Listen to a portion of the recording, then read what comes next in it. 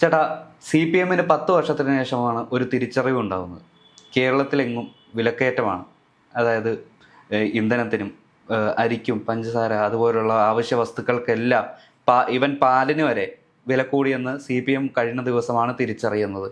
എന്തുകൊണ്ടാണ് ഇവരുടെ ഈ ഒരു തിരിച്ചറിവ് വൈകിപ്പോയത്? യഥാർത്ഥത്തിൽ നമ്മൾ പരിശോധിച്ചു കഴിഞ്ഞാൽ CPM സമരത്തിന് ഇറങ്ങുന്നു എന്നാണ് അവർ പറയുന്നത്. ഗോവിന്ദ മാഷിന്റെ നേതൃത്വത്തിൽ ആദ്യമേ ഗ്രാമപ്രദേശങ്ങളിലേക്ക് സമരവുമായിട്ട് ഇറങ്ങുകയാണ്. എന്തിനാണ് സമരം എന്ന് ചോദിച്ചു കഴിഞ്ഞാൽ കേരളത്തിൽ അപ്പാടെ വിലക്കയറ്റമാണ്. ഉപ്പ് തൊട്ട് കർപ്പൂരം വരെ വില കൂടി മനുഷ്യനെ ജീവിക്കാൻ കഴിയാത്ത സാഹചര്യത്തിലാണ് എന്ന് CPM തിരിച്ചറിഞ്ഞിരിക്കുന്നു. മറ്റൊരു പാർട്ടിയുമല്ല. 10 വർഷങ്ങൾക്ക് ശേഷം CPM തിരിച്ചറിഞ്ഞിരിക്കുകയാണ് കേരളത്തിലെ ജനങ്ങൾ പട്ടിണിയിലാണെന്ന്. 10 വർഷം ഭരിച്ചത് ആരായിരുന്നു? നിങ്ങൾ 10 വർഷം ഭരിച്ചതിന്റെ പരിണിത ഫലങ്ങളാണ് ഇന്ന് കേരളത്തിലെ ജനങ്ങൾ അനുഭവിച്ചുകൊണ്ടിരിക്കുന്നത്. നിങ്ങൾ 10 വർഷം ഭരിച്ചപ്പോൾ, അല്ലെങ്കിൽ ഈ അവസാനത്തെ 5 വർഷം നിങ്ങളോട് എത്രയോ ജനങ്ങൾ പറഞ്ഞിരുന്നു. നിയമസഭയിൽ എത്ര വട്ടം ചർച്ച ചെയ്താണ് പെട്രോളിന് വില കൂടുമ്പോഴും, അല്ലെങ്കിൽ നിങ്ങളത് കുറയ്ക്കണമെന്ന് അന്ന് പറഞ്ഞ VD സതീശനെ ഇന്ന് നിങ്ങൾ കളിയാക്കുന്നു. എന്തേ നിങ്ങൾ കയറിയിട്ട് ഇന്ന് കുറയ്ക്കുന്നില്ല എന്ന്? അന്ന് നിങ്ങൾ കുറയ്ക്കുമ്പോഴുള്ള വിലയല്ല ഇന്ന് ക്രൂഡ് ഓയിലിനുള്ളത്. നമുക്കറിയാം, യുദ്ധം കാരണം വലിയ രീതിയിലുള്ള പ്രതിസന്ധിയിലാണ് ഇന്ത്യ ഒട്ടാകെ പൊയ്ക്കൊണ്ടിരിക്കുന്നത്. അത് വലിയ രീതിയിൽ ഇന്ത്യയെ മാത്രമല്ല ആഗോള രാജ്യങ്ങളെ മുഴുവൻ ബാധിക്കുന്നുണ്ട് എന്നതൊരു യാഥാർത്ഥ്യമാണ്. പക്ഷെ അതിനെല്ലാം അപ്പുറത്തേക്ക് നമ്മൾ പരിശോധിച്ച് നോക്കിക്കഴിഞ്ഞാൽ ഈ സർക്കാർ കയറിയിട്ട് ഏകദേശം 10-20 ദിവസം മാത്രമേ ആകുന്നുള്ളൂ. ഒരു മാസം പോലും തികഞ്ഞിട്ടില്ല. ഈ ഒരു 10-15 ദിവസം കൊണ്ടാണ് കേരളത്തിലാകെ വലിയ മാറ്റങ്ങൾക്ക് തുടക്കം കുറിഞ്ഞിരിക്കുന്നത്. അതായത് നമ്മൾ നോക്കിക്കഴിഞ്ഞാൽ പ്രഥമ ദൃഷ്ടിയാൽ കാണുന്നത് മാത്രമല്ല, അതിനപ്പുറത്തേക്ക് സിസ്റ്റത്തിൽ മുഴുവൻ വലിയ മാറ്റങ്ങൾ വരുത്തിക്കൊണ്ടിരിക്കുകയാണ്. ഇപ്പോൾ CPM കഴിഞ്ഞ ദിവസങ്ങളിൽ സമരങ്ങളുമായിട്ട് ഇറങ്ങി. എന്തിനാണ് സമരങ്ങളുമായിട്ട് ഇറങ്ങിയത്? മെഡിക്കൽ കോളേജിൽ ഒരു രോഗിക്ക് ICUയിൽ വെച്ച് പുഴുവരിക്കുന്ന ഒരു അവസ്ഥയുണ്ടായി. ഇതിനെ ചൊല്ലിയിട്ടാണ്, അതായത് UDF അധികാരത്തിൽ വന്നപ്പോഴല്ലേ നിങ്ങൾ ഇതെല്ലാം സംഭവിക്കുന്നത് എന്ന് പറഞ്ഞുകൊണ്ട്. നോക്കിക്കഴിഞ്ഞാൽ UDF കാലത്തെ പിഴവ് മാത്രമല്ലാതെ അത് ഈ സിസ്റ്റത്തിൽ ഉണ്ടായിട്ടുള്ള പിഴവാണ്. ഈ സിസ്റ്റം തെറ്റാണ് എന്ന് പറഞ്ഞത്, സിസ്റ്റത്തിന്റെ കുഴപ്പമാണ് എന്ന് പറഞ്ഞത് ആരായിരുന്നു? മുൻപത്തെ ആരോഗ്യമന്ത്രിയായിരുന്നു വീണ ജോർജ് അന്ന് സിസ്റ്റത്തെ കുറ്റം പറഞ്ഞു. ഈ സിസ്റ്റം മുഴുവൻ നന്നാക്കേണ്ടത് ആരായിരുന്നു? അവർ തന്നെയായിരുന്നു.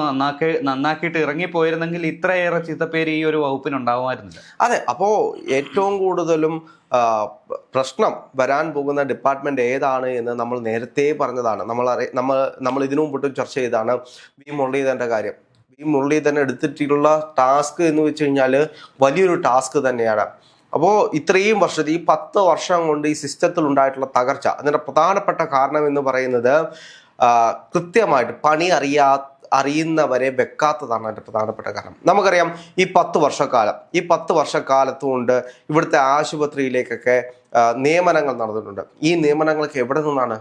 പലതും CPM-കാരെയാണ് നിയമിച്ചിട്ടുള്ളത്. പല ഉദ്യോഗസ്ഥ വൃന്ദങ്ങളിലേക്കും പണി അറിയാവുന്നവരെ കയറ്റിയായിരുന്നെങ്കിൽ ഇതൊന്നും കുഴപ്പമില്ലായിരുന്നു. പിന്നെ അകത്തെ ആശുപത്രിയിലെ ഡോക്ടർമാരെ നമ്മൾ നോക്കിക്കഴിഞ്ഞാൽ അവരെ നമുക്ക് കുറ്റം പറയാൻ കഴിയില്ല. ഓരോ ദിവസവും വന്ന് പറയുന്ന രോഗികൾ, കിടക്കാൻ ബെഡ് പോലും ഇല്ലാത്ത അവസ്ഥയുണ്ട്. നോക്കാൻ സിസ്റ്റർമാരില്ല. ഇപ്പോൾ ഡോക്ടറെ സംബന്ധിച്ച് ഡോക്ടർ വന്ന് നോക്കിയിട്ട് പോകുന്നു, റൗണ്ട്സ് എടുക്കുന്നു. അതിനപ്പുറത്തേക്ക് ആ രോഗിക്ക് എന്തെങ്കിലും പ്രശ്നമുണ്ടോ എന്ന് തിരിച്ചറിയേണ്ടത് ആരാണ്? അവിടുത്തെ ഡോക്ടർമാരാണ്.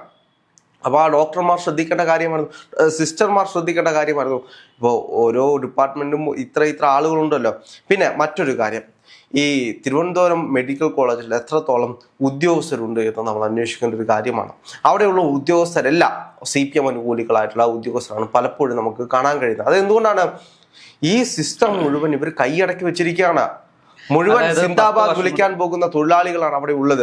10 വർഷം കൊണ്ട് ഇവർ ഈ ഒരു താൽക്കാലിക ജോലിയിലൂടെ ഏർപ്പെടുത്തിയ അവസാനം അവിടെ സ്ഥിര നിയമനമാക്കിയ ഒരു കൂട്ടം തൊഴിലാളികളുണ്ട്. ആ ഒരു തൊഴിലാളികളാണ് ഈ ഒരു പാർട്ടിയുടെ ആ ഒരു മേഖലയിലെ സ്ട്രെങ്ത് എന്ന് പറയുന്നത്. നമ്മൾ ഇപ്പോൾ ഡോക്ടറുടെ വീഴ്ചയാണ്, നേഴ്സിന്റെ വീഴ്ചയാണ് എന്ന് പറയുമ്പോൾ ഇത് മൊത്തത്തിലുള്ള വീഴ്ചയാണ് തിരുവനന്തപുരം മെഡിക്കൽ കോളേജിൽ നടക്കുന്നത്. തിരുവനന്തപുരം മെഡിക്കൽ കോളേജിൽ മാത്രമല്ല, കേരളത്തിലെ മുഴുവൻ ആശുപത്രികളിലും നടക്കുന്നത് ഇത്തരത്തിലുള്ള തകർച്ച എന്ന് പറയുന്നത് ഈ സിസ്റ്റത്തിൽ പിൻവാതിൽ നിയമനത്തിലൂടെ ഇവരെ നിയമിച്ചിട്ടുള്ള ആളുകളുടെ അതിപ്രസരം കൊണ്ടാണ് ഇത് സംഭവിക്കുന്നത്. ഇപ്പോൾ ഇവരോരോ സിസ്റ്റം ഉണ്ടാക്കും. തിരുവനന്തപുരം മെഡിക്കൽ കോളേജിലേക്ക് നമ്മൾ പോയി കഴിഞ്ഞാൽ അവിടെ രോഗികൾ നിലത്ത് കിടക്കുന്നത് നമുക്ക് കാണാൻ കഴിയുമായിരുന്നു. മുരളീധരൻ വന്നതിന് ശേഷം അദ്ദേഹം ആ സിസ്റ്റത്തിൽ നടത്തിയിട്ടുള്ള ചെറിയ ചെറിയ മാറ്റങ്ങളുണ്ട്. ആ മാറ്റങ്ങൾ പരിശോധിച്ചാൽ നമുക്ക് മനസ്സിലാവും. ബെഡുകൾ റീഅസൈൻ ചെയ്തു കൊടുക്കാൻ ഓരോ ഡിപ്പാർട്ട്മെന്റുകളും ഓരോ ഡോക്ടർമാരെ ഏൽപ്പിച്ച് ഓരോ റൂമുകളും, ആ റൂമിൽ ഓരോ വാർഡിലും എത്ര രോഗികളുണ്ട്, എത്ര ബെഡുകൾ ഒഴിവുണ്ട്, അത് കൃത്യമായി സമയാസമയം റിപ്പോർട്ട് ചെയ്ത്. കാരണം 600ഓളം ബെഡുകളുണ്ട്. ഏകദേശം 400 ബെഡുകൾ ഫില്ലായി കഴിഞ്ഞാൽ പിന്നെ ആർക്കും ബെഡ് കൊടുക്കുന്നില്ല. ബാക്കിയുള്ളവരെല്ലാം തറയിലാണ്. ബാക്കി 200 ബെഡുകൾ ഫ്രീ ആണ്. പക്ഷെ എവിടെയാണ് എന്ന് ആർക്കും അറിയാത്തൊരു സാഹചര്യമുണ്ട്. അപ്പോൾ അതിനെ ഓവർകം ചെയ്തു വരാൻ വേണ്ടിയിട്ടുള്ള സിസ്റ്റത്തിലൂടെ പൊയ്ക്കൊണ്ടിരിക്കുകയാണ്. അപ്പോൾ ചെറിയ ചെറിയ മാറ്റങ്ങളാണ്. അതേപോലെ തന്നെ എഫിഷ്യൻ്റ് ആയിട്ടുള്ള ഉദ്യോഗസ്ഥർ വേണം. ഇപ്പോൾ ആംബുലൻസിൽ തന്നെ അവിടെ കൃത്യമായിട്ടൊരു നേഴ്സിംഗ് അസിസ്റ്റന്റ് വേണം എന്ന് പറയുന്ന രീതിയിലേക്ക് അത് വരുന്നുണ്ട്. അപ്പം സ്വാഭാവികമായിട്ടും വലിയ മാറ്റങ്ങളാണ് ആരോഗ്യ മേഖലയിൽ സംഭവിച്ചുകൊണ്ടിരിക്കുന്നത്.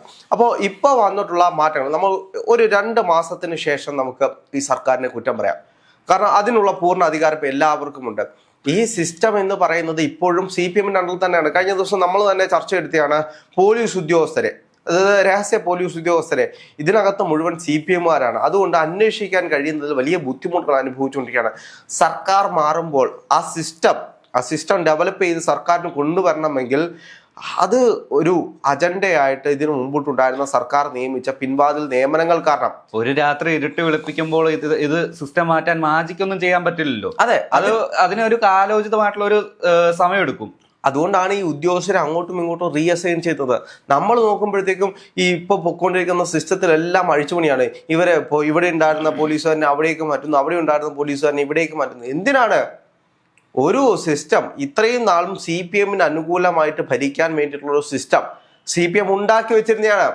ആ സിസ്റ്റത്തെ പൊളിച്ചിട്ട് വേണം ഇതെല്ലാം കവറപ്പ് ചെയ്ത് കൊണ്ടുവരാൻ. അപ്പോൾ അതിന് വേണ്ടിയിട്ടാണ് ഇപ്പോൾ മുഖ്യമന്ത്രി കഴിഞ്ഞ ദിവസം പറഞ്ഞു ഇത്തരത്തിലുള്ള ഉദ്യോഗസ്ഥ സ്ഥലം മാറ്റം പെട്ടെന്ന് സ്റ്റേ ചെയ്യണം എന്ന് പറയുന്നത്. ഇവരെന്തിനാണ് ഈ മുറവിളി കൂട്ടുന്നത് എന്ന് ചോദിച്ചു കഴിഞ്ഞാൽ CPM അവർക്ക് വേണ്ടുന്ന ആളുകളെ എല്ലാ സ്ഥലങ്ങളും തിരികെ കൃത്യമായി കയറ്റി വെച്ചിരിക്കുകയാണ്. അവർ പറയുന്നത് പോലെ മാത്രം ഈ സിസ്റ്റം പോകാൻ വേണ്ടിയിട്ട്. അതുകൊണ്ടാണ് ഈ തകർച്ച ഉണ്ടായത്. ചേട്ടാ, ഇവിടെ മറ്റൊരു കാര്യം ശ്രദ്ധിക്കേണ്ടതെന്ന് വെച്ചാൽ BJP ഉൾപ്പെടുന്ന പ്രതിപക്ഷം, കേരളത്തിലെ നിയമസഭയിലെ BJP ഉൾപ്പെടുന്ന പ്രതിപക്ഷത്തിന് അത് BJPക്കും CPM-നും ഒരേ വോയിസാണ് ഈ ഒരു വിലക്കയറ്റത്തിൻ്റെ കാര്യത്തിൽ. ഇപ്പോൾ കഴിഞ്ഞ ദിവസം സുരേഷ് ഗോപി പറഞ്ഞിരുന്നു, ഇവിടെ ആരും ഓലപ്പടക്കം ഇട്ട് പൊട്ടിച്ചതുകൊണ്ടല്ല ഇവിടെ വിലക്കയറ്റം ഉണ്ടായതെന്ന്. ഒരു കേന്ദ്രമന്ത്രി എന്ന നിലയിൽ ആ ഒരു ഇന്ധനവില കുറയ്ക്കണമെന്ന് കേന്ദ്രത്തോട് ആവശ്യപ്പെടാമായിരുന്നു. അമിത സെസ് ഒഴിവാക്കണമെന്ന് ആവശ്യപ്പെടാമായിരുന്നു. അതുപോലെ തന്നെ കഴിഞ്ഞ 10 വർഷം ഭരിച്ച പിണറായി വിജയൻ സർക്കാരിന് അല്ലെങ്കിൽ അതൊരു അമിത സെസ് ഒഴിവാക്കാമായിരുന്നു. ഇതിനെല്ലാം ഒഴിവാക്കാമായിരുന്നു. പക്ഷേ ഇതൊന്നും ചെയ്യാതെയാണ് ഇവർ വന്ന് ഇപ്പോൾ ഉടനെ ഒരു 10 ദിവസം അല്ലെങ്കിൽ 20 ദിവസം പോലും ആകാത്ത ഒരു സർക്കാരിനെ ഇവർ രണ്ടുപേരും ചേർന്ന് കുറ്റപ്പെടുത്തുന്നത്. അപ്പൊ ഇവരുടെ രണ്ടുപേരുടെ ശബ്ദം ഒരുപോലെ മുഴങ്ങുകയല്ലേ? അല്ല, ഇതിനകത്ത് നമ്മൾ നോക്കിക്കഴിഞ്ഞാൽ ഈ വലിയ രീതിയിൽ മുറവിളി കൂട്ടുന്ന ഒരുപാട് ആളുകളുണ്ട്. ഇപ്പം മാധ്യമപ്രവർത്തകരാണെങ്കിൽ പോലും ഒരു ചായ കുടിക്കാൻ പോലും ഞങ്ങൾക്ക് പോകാൻ കഴിയാത്ത അവസ്ഥയാണ്. ചായക്ക് 15 രൂപയായി. ഈ ചായക്ക് 15 രൂപയാവാൻ കാരണമാരാണ്? നമ്മൾ ആ കാരണങ്ങൾ പരിശോധിച്ചു കഴിഞ്ഞാൽ ഈ പിണറായി വിജയൻ സർക്കാരിന്റെ കാലഘട്ടത്തിൽ തന്നെയായിരുന്നു ചായക്ക് 12 രൂപയായത്. ആ കാലഘട്ടത്തിൽ തന്നെയാണ് മന്ത്രി ചിഞ്ചു റാണിയാണ് പാലിന് വില കൂട്ടുന്നത്.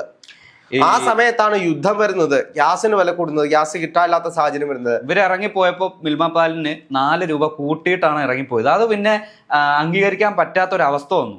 അതാണ് ഇവിടെ യാഥാർത്ഥ്യം. ഇവർ പറയുന്നതിനകത്തൊരു ഔചിത്യം വേണ്ടേ?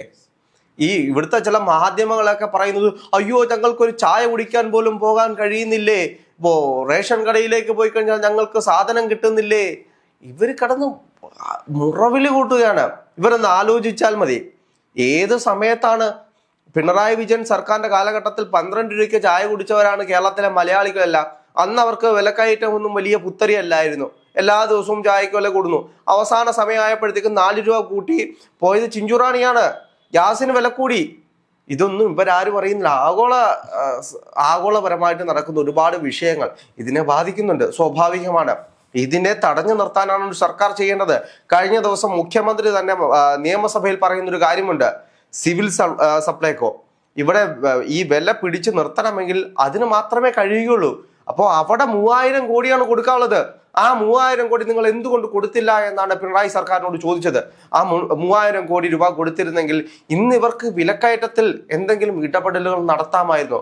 അപ്പോൾ ഈ വിലക്കയറ്റത്തിൽ ഒരു ഇടപെടലുകളും നടത്താതിരുന്ന ഒരു സർക്കാരായിരുന്നു പിണറായി വിജയൻ സർക്കാർ.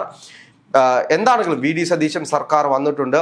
ഇന്ന് ധവളപത്രം ഇറക്കുമെന്ന് നമുക്കറിയാം. അപ്പോൾ സ്വാഭാവികമായിട്ടും വലിയ ചർച്ചകൾക്ക് വഴിവെച്ച് കൊടുത്തിരിക്കുകയാണ്. നിയമസഭയിലെ ആദ്യത്തെ ചർച്ചയായിരുന്ന വിലക്കയറ്റം ഇന്ന് എന്തായാലും ചർച്ചയാവും.